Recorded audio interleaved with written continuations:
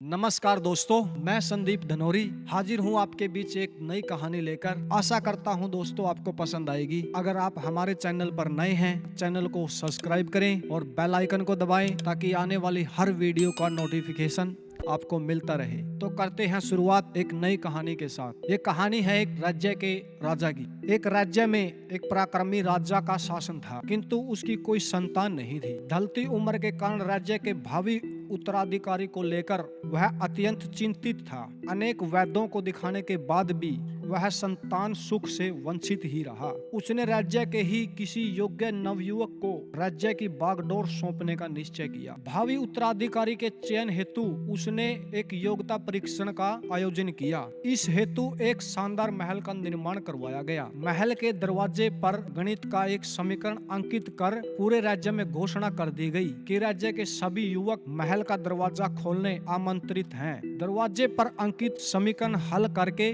दरवाजा खोलें। जो दरवाजा खोलने में सफल होगा उसे महल उपहार स्वरूप प्रदान कर दिया जाएगा और साथ ही राज्य का उत्तराधिकारी भी घोषित कर दिया जाएगा। घोषणा के दिन से ही उस नवनिर्मित महल में युवकों का तांता लग गया।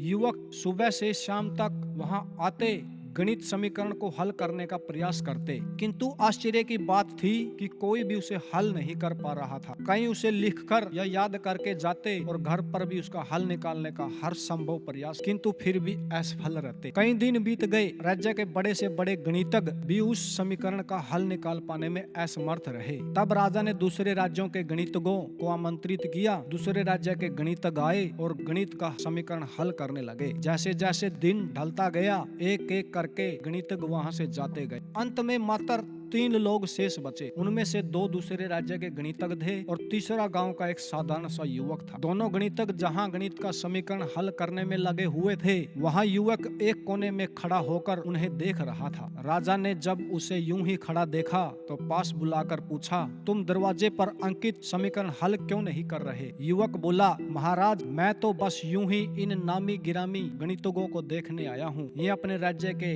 इतने बड़े गणितज्ञ हैं, इन्हें समीकरण हल करने दीजिए। यदि इन्होंने हल निकाल लिया तो राज्य के उत्तराधिकारी बन जाएंगे। इससे बड़ी खुशी की बात और क्या होगी। यदि ये समीकरण हल नहीं कर पाए तब मैं कोशिश करके देखूंगा। इतना कहकर युवक एक कोने में बैठकर गणितज्ञों को देखने लगा। पूरा दिन निकल गया और शाम हो गई, किंतु दोनों गणितज्ञ समीकरण हल नहीं कर पाए। उनके मस्तिष्क में पूरे दिन मात्र एक ही प्रश्न घूम रहा था कि आखिर इस समीकरण में ऐसा है क्या? ये हल कैसे होगा? कैसे महल का ये दरवाजा खुलेगा? पूरा प्रयास करने के बाद भी वे समीकरण हल नहीं कर पाए। जब उन्होंने हार मान ली तो कोने में बैठा युवक उठकर दरवाजे के पास गया और जाकर उसे धीरे से धक्का दे दिया। जैसे ही उसने दरवाजे को धक्का दिया, दरवाजा खुल गया।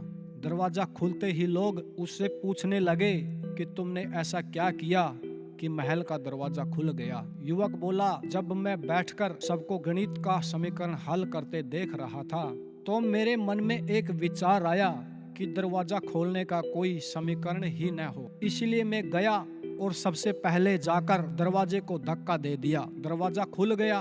दरवाजा खोलने का कोई समीकरण था ही नहीं। उसका उत्तर वहां उपस्थित राजा भी सुन रहा था, परंतु प्रसन्न हुआ। उसने युवक को वह महल भी दिया और राज्य का भावी उत्तराधिकारी भी घोषित किया। दोस्तों, इस कहानी से हमें यह सीख मिलती है कि जिंदगी में हम कई बार ऐसी परिस्थितियों में फंस जाते हैं जब हमें लगता है कि हमारे सामने पहाड़ जैसी समस्या है, जबकि वास्तव में कोई समस्या होती ही नहीं, या होती भी है बहुत ही छोटी सी, लेकिन हम उसे बहुत बड़ा बनाकर उसमें उलझे रहते हैं। बाद में उस समस्या का समाधान अपने आप ही निकल जाता है, या फिर थोड़ा सा प्रयास करने के बाद तब हमें एहसास होता है कि इतनी सी समस्या के लिए हमने कितना समय बर्बाद कर दिया।